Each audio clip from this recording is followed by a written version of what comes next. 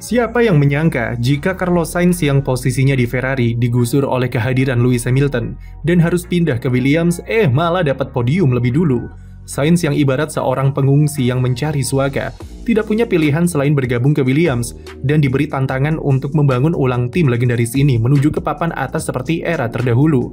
Ia sepakat untuk membantu misi James Vowles yang punya ambisi yang sama dengan investasi serta perombakan besar-besaran yang dilakukan selama 1 tahun belakangan. Carlos Sainz selama ini dikenal sebagai spesialis dalam membangun sebuah tim untuk jadi kompetitif karena etos kerja dan feedback yang dia berikan selalu berguna dalam pengembangan mobil. Belum pula secara aspek performa, Sainz terbukti bisa selalu gacor dengan berbagai tim yang berbeda sejak era Toro Rosso, Renault, McLaren, sampai Ferrari. Tidak heran jika James Vowles sampai rela menunggu berbulan-bulan. Bahkan meskipun sempat di-ghosting sekian lama, dia tetap menunggu jawaban dari Sainz terkait tawaran pindah ke Williams. Buah kesabaran itu kini berhasil dan podium Sainz di Baku kemarin adalah salah satu jawaban kenapa James rela melakukan segalanya untuk merekrut pembalap Spanyol itu. Musim perdana Sainz di Williams sendiri tidaklah mudah karena dia hadapi banyak sekali tantangan sebagai seorang pembalap yang downgrade dari tim papan atas sekelas Ferrari.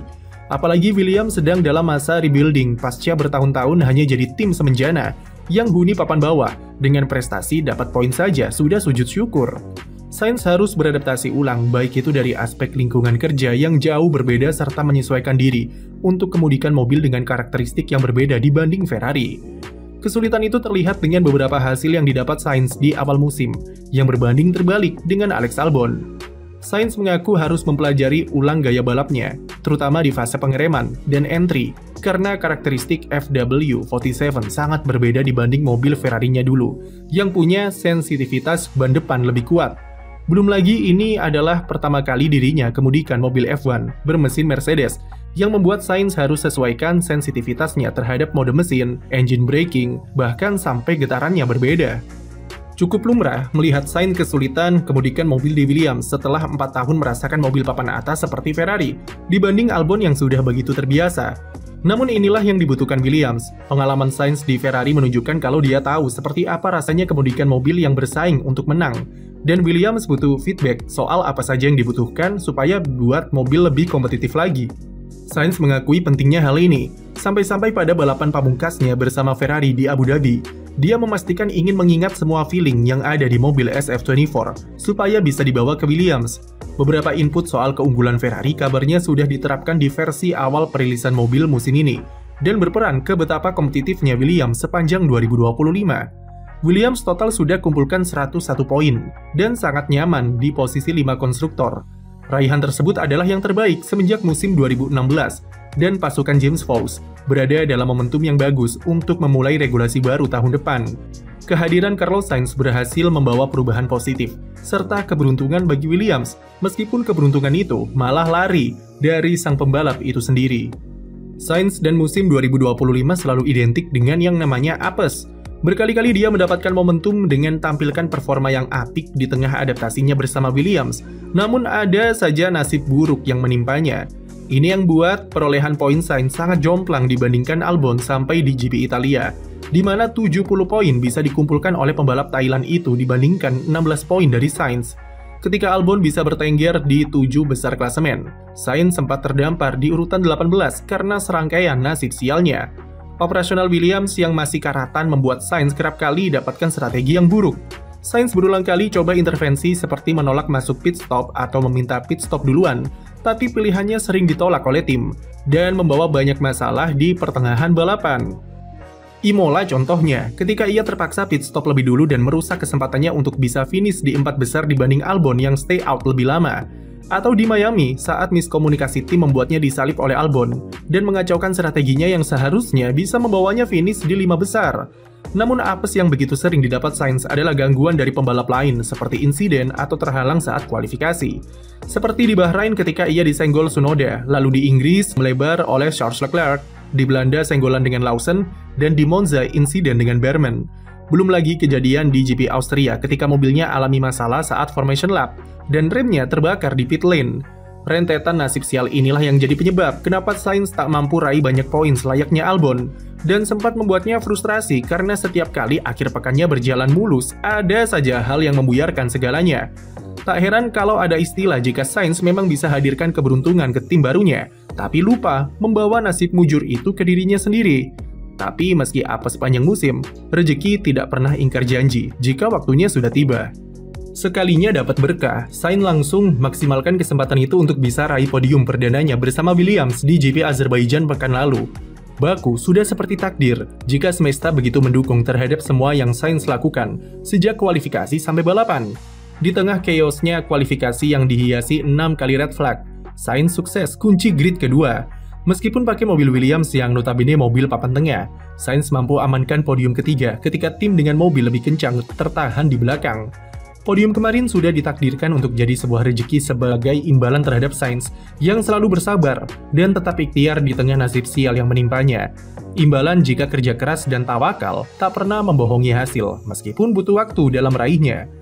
Menilai musim debut Sainz di Williams juga tak bisa sekedar melihat hasil di atas kertas, seperti nasib apesnya atau podium di Baku kemarin. Peran Sainz di Williams jauh lebih besar di balik layar, sama seperti yang sudah ia lakukan di tim-tim terdahulu. Etos kerjanya yang tinggi dan ambisi untuk membawa tim kembali ke papan atas adalah alasan utama kenapa James Vowles merekrutnya. Sainz bahkan sempat bilang, kalau memang sekarang ia tak punya kesempatan untuk kembali balapan di tim besar, tapi ia punya kemampuan untuk membangun Williams jadi tim pemenang lagi. Itu sudah menunjukkan betapa besarnya komitmen Sainz dan akan jadi cerita yang indah untuk membangun sebuah tim legendaris yang sudah tidur sekian lama. Setidaknya di balik layar, Sainz bekerja keras melingkupi 3 aspek. Pertama soal mobil FW47 yang secara konsisten selalu ia evaluasi performanya setiap akhir pekan secara terbuka. Ketika Albon memilih bermain aman karena dia sudah terbiasa mengemudikan mobil Williams, Sainz yang masih dalam fase adaptasi berusaha memberikan tambahan detail untuk memaksimalkannya. Sainz berusaha menemukan celah untuk lakukan eksperimen perihal setup dan aerodinamika supaya mobil lebih sesuai dengan preferensi gaya balapnya.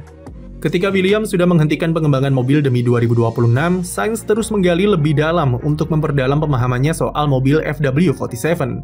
Lalu kedua, Williams saat ini sedang uji coba simulator terbaru yang akan dipakai musim depan.